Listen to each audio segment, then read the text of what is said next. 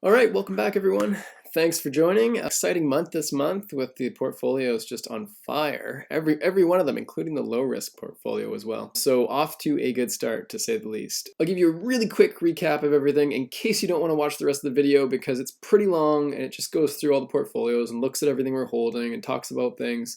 It does show some trades we did recently at the end. The high level, the recap, if you don't have the time, is the growth portfolio was up 14% or up $56,000 from the starting 400,000. The growth levered, which is just 30% leverage added to the growth portfolio, is up 72,000 or 18.2% on the month from 400 to 472. The medium risk portfolio was up 52,000 or 13%. The low risk portfolio was up 5.7% or 24,000. And the speculative degen portfolio, which is lagging a little bit partly due to when it started. The timing difference is a little bit unfair there, but it was up 7.3% or 29,000. All right, stick with me if you want to do a deep dive. I don't want to answer your question about the recession.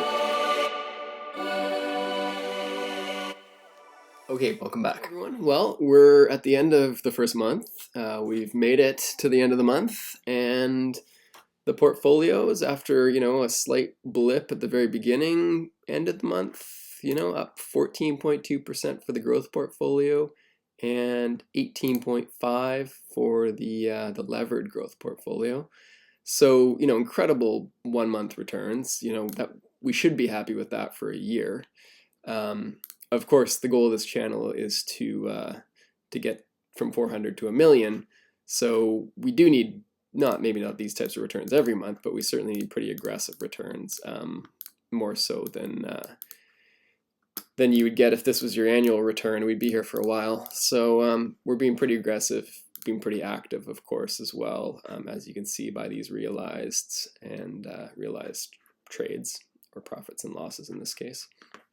And yeah, so month one, I would say, went as planned. I mean, certainly a very good month. And again, we're not going to do 14% every month. Obviously, that's that'd be a ridiculous return. But we're gonna work hard to do as good as we can here. So yeah, so first month, some really good returns on individual items.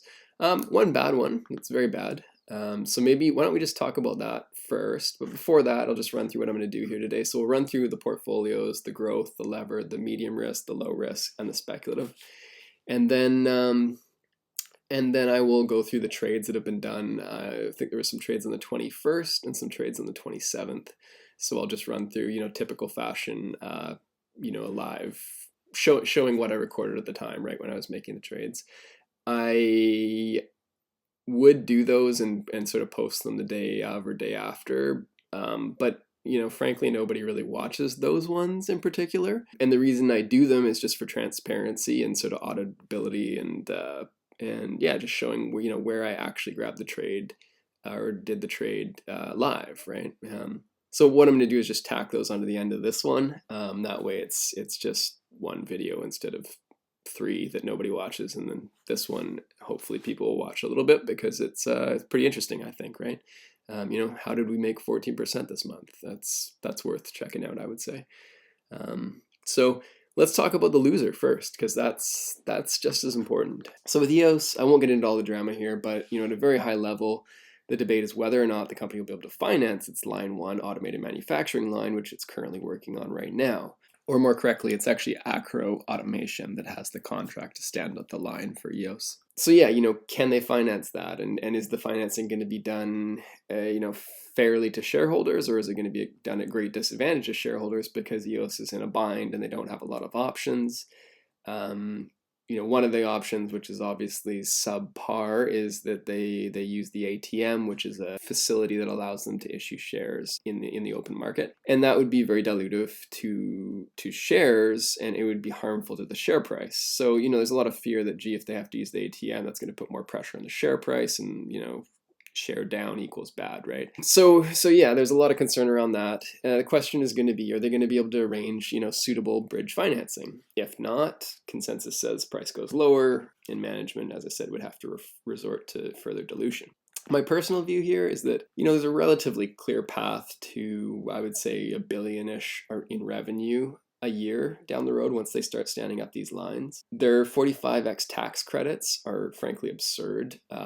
Because they manufacture domestically, they're provided with a tax credit in cash essentially, but after they produce the capacity of the line. In this case, it's a 1.25 gigawatt hour line, or capacity of the battery capacity that would be produced on that line in a single year. And so the interesting thing about it is that the cost to build that line is actually less than the credit they get back from the government each year for producing 1.25 gigawatt hours of batteries. So, even if their economics are terrible, they're getting paid by the government in the capital costs that they had to put into it. They're getting sort of like a payback of 1 year just from the government alone, let alone the actual economics of hopefully selling these things at a profit, which, of course is the intention. And so on that basis, why wouldn't someone finance them to help them, get through, 1 year so that they can get their tax credits? And they have other assets too, right? So it's, to me, there is a path forward here in terms of bridge financing. The market just has no idea what's going on, and management hasn't been communicating a lot. So, it's scary for people, I think. I'm not too concerned. Could we see 60 or 80 cents from here? Yeah, I guess, right? But I think that would be somewhat unfair in that I think, if you just work out sort of, as I say, the basic economics, back of the napkin math, if they're doing $1 billion in revenue a year, let's say they trade at 2 times that, for example, as a market cap, then the company's worth, 2 billion with an existing share count. Their current market cap is 173 million. Let's assume that they even double their shares outstanding, having to dilute shareholders further, which nobody wants, of course. Even in that case, with a 2 billion market cap, you could kind of work it out to like 5 or 6 times return from here, even with, I would say, a doubling of the share count. So, I mean, even in, what I would say is a, unfortunate circumstance, I see a path to a much higher share price. So that's in short the story there. It wasn't particularly short, but that's kind of what's going on there. So yeah, I remain unconcerned. I don't like the share price, obviously, versus where we bought, but I'm not concerned broadly. I think it's a lot of pessimism is being priced in currently. Enovix, not a whole lot to say there. They were down a lot. We bought. It's come back up. Management had a good third quarter call. I believe it was third quarter for them. Everything seems to be on track. No issues. Up a bit, a decent amount actually. Enphase, we of course got in at a wonderful price. I wish I bought options here in the growth portfolio like I did in the medium and speculative portfolios. I think the speculative portfolio return is now close to 100% on the options, and they're long dated options. But we'll take the 33 here. It's a big position, so that's good. And in fact, yes, we didn't do the options, but clearly there is a high level of conviction here with, call it a 10% weight that it started out at, or whatever it was, 9%, growing, of course, as it goes up. These ones, nothing notable there at the moment, other than we sold SolarEdge to buy STEM, which is at the back half of this video. Tesla, yeah, doing good. We got in at a nice price. Small position, though. I would like it cheaper. Don't know if we're going to get that. HIMS, yeah, very nice low starting price. We got lucky there. Things are on track. They had a good earnings call.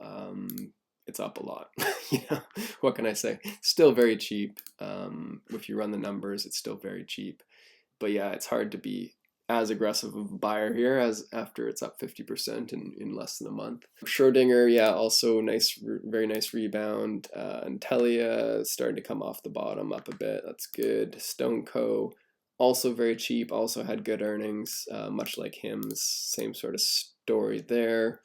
Overstock is up, but it's really bouncing along the bottom still. It's pretty depressed from what I think it's worth. Hence the large position. Camping World, I think we've had to sell a bit of that. Yeah, we did. We sold a bit of that just in this back half of this video. To buy probably STEM, if I recall, but we'll have to watch to find out, I guess. Etsy, yeah, up 25%. Sold some a little bit earlier, unfortunately, but used it for a good cause. And these guys broadly, the SaaS guys are looking pretty good. Some of them, this one we bought early. Actually, noteworthy that they're all green because we got really clobbered on both Global E and Confluent, I believe, in that those both had poor, or not poor, just poor guidance in their earnings calls. And so they dropped significantly. But I think in both cases, I bought, after the earnings drop, and they've recovered, and it's netted out to some positive numbers. So happy with that. Datadog up a lot, CrowdStrike and Trade Desk. Trade Desk was another one of those. I don't think we owned it before the drop. It had an earnings drop. So I think the whole position, I believe, came into place after that earnings drop. But yeah, everything playing out as anticipated here for the most part. Yeah, so only 14%. We were 14.2 when we started this video. Guess the market is not happy. In fact, I think this was closer to 15% earlier today when the market was up quite a bit.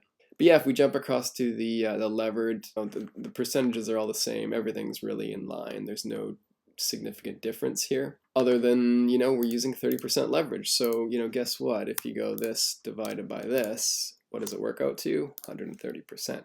So I'm actually also causing myself a lot of extra work here. I think as I've mentioned before, because I'm painstakingly doing all the transactions one by one. But as you can see, I mean, to model what the return would be with 30% leverage is just 1.3 times higher. But there will probably come a time where there'll be a divergence between what I'm doing in this levered portfolio versus the unlevered. Especially around risk management. Things run up a lot. Maybe I'll take more profits on the levered and then try to minimize the drawdown a bit more. We'll see. But for now, it is bang on 1.3 times higher return, which is why it's here and why we're doing it, because I think that's a very valid strategy. It's what I would personally do over the unlevered growth. I would be doing the 30% levered, especially where the market has been, like the prices we've been buying things at. I would have employed some leverage personally, buying these things where we have. So, okay. So jumping over the medium risk, I'm not going to run through the names again here because a lot of it's similar. There's nothing too major to discuss that's different other than Jumia. Jumia is looking really good. I wish I had more of it. I don't. It's here. Sorry, let's collapse this up. There's too much stuff going on here. So yeah, and the tech names that I don't own in the growth in very, very small weights here are doing really well. I continue to want them lower to actually size them appropriately. Exposure to artificial intelligence would be nice. I actually have artificial intelligence exposure indirectly through Novix, I would argue. It's a decent sized position. Don't own NVIDIA. Fantastic company, but just so expensive. It's trading at 40 times sales right now. So you have to be so bullish on NVIDIA specifically.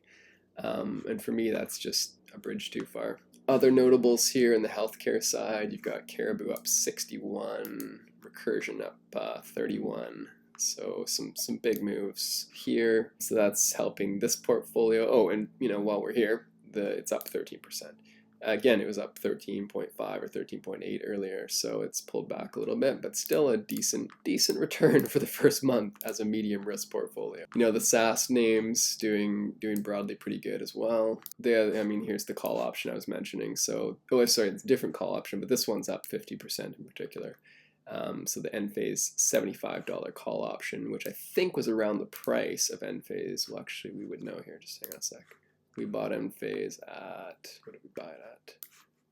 76. Yeah, so we were buying the call option when the stock was 76. So we were basically buying an at-the-money call option with a 2026 expiry.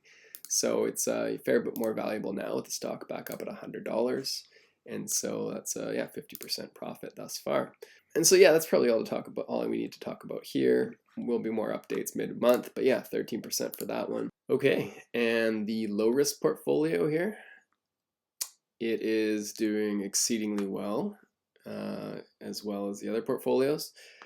5.7% this month. Again, it's a low risk portfolio with very little in it. I mean, it's just a large treasury position across various maturities. It has one, significant sized TC energy position, TRP. And then collecting interest on 15% cash or so. So, price changes have been very helpful. The TLT is up, 12% or $12,000 from where we bought it.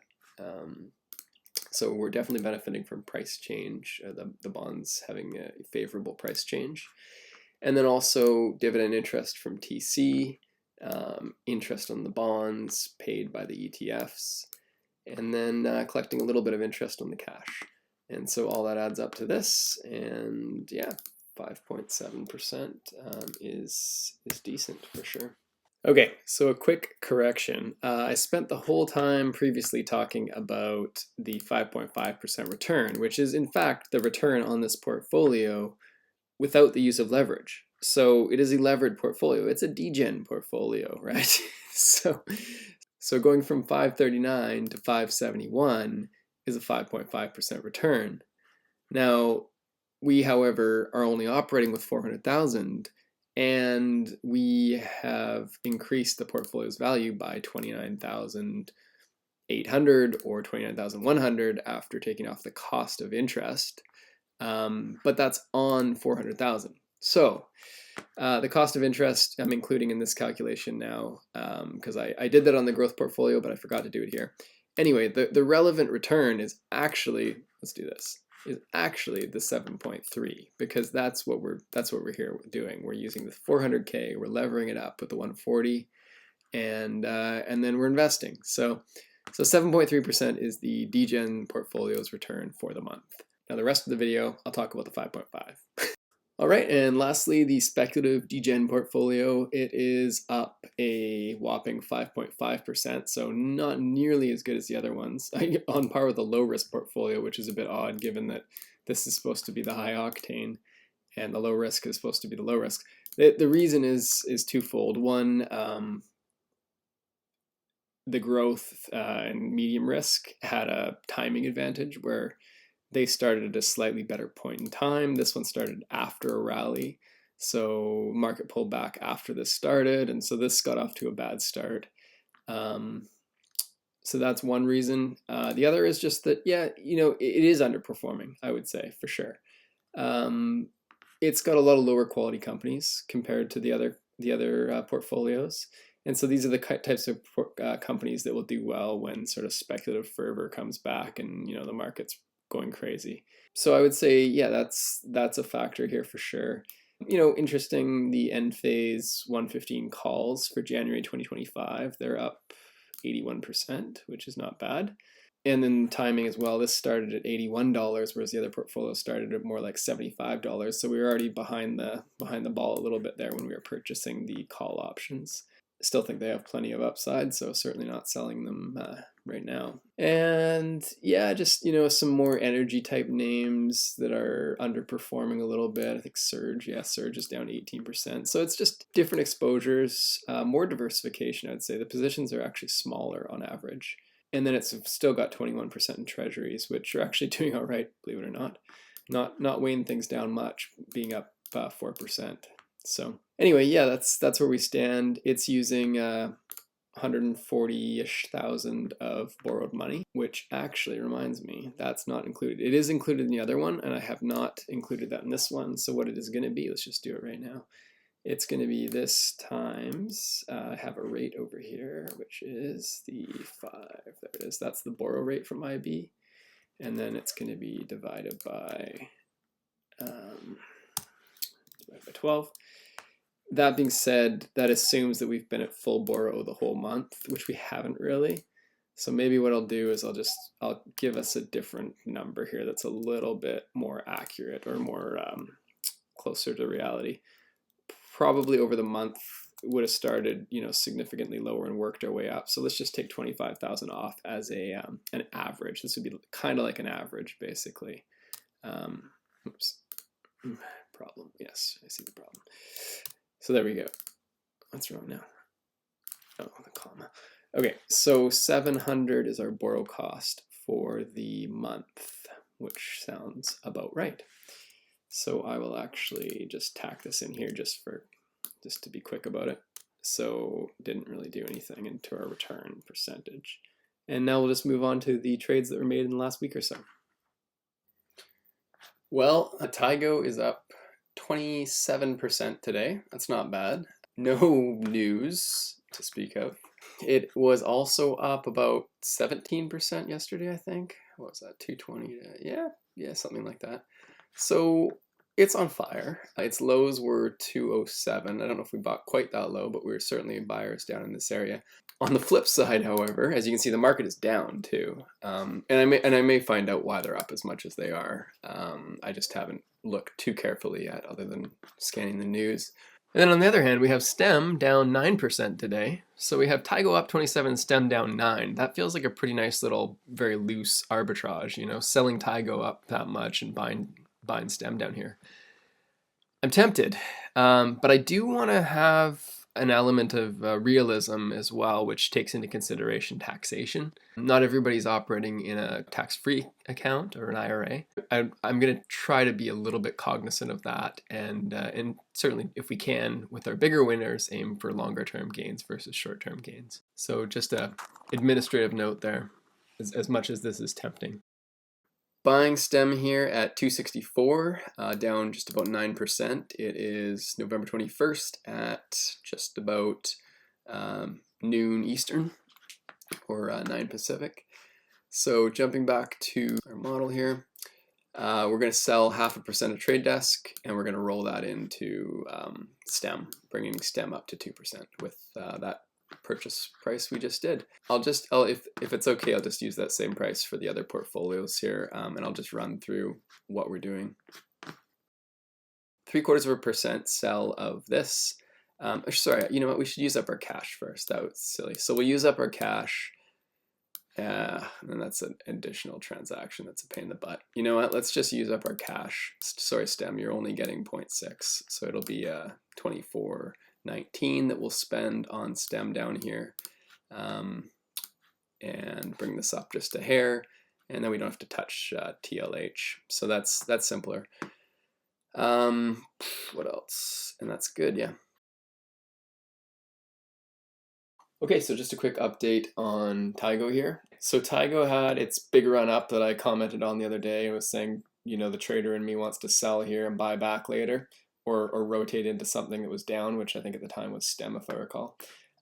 Anyway, what I would like to do is take advantage of the pullback. That's fine by me. I think STEM's still incredibly cheap, and I will take the pullback. So we'll add here at 21962. As you can see right there, and then what we're doing weight wise is we're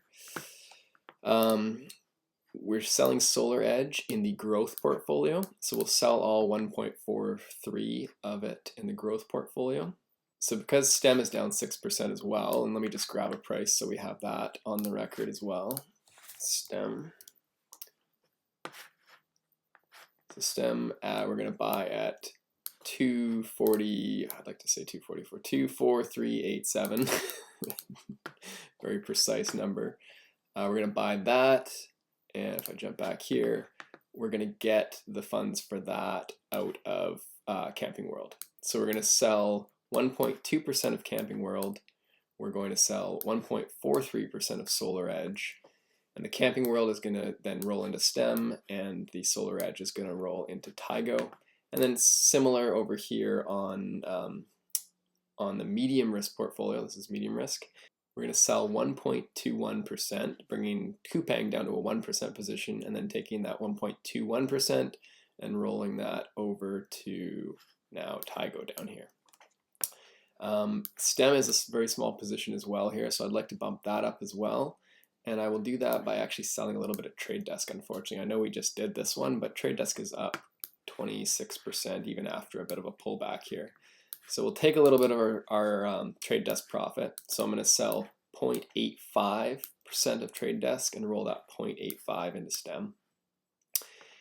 And that will do it. So the things I need to show though are the selling prices on 1620 and then Trade Desk. I create a lot of work for myself, don't I? 69.55 or 69.55, and just showing that. So we bought down here. In fact, I think we bought even lower after hours, and it's had a nice recovery up to here. We may buy back again if it pulls back, but we're leaving some with the portfolio, obviously. So perfect. So those are all the moves today. Okay.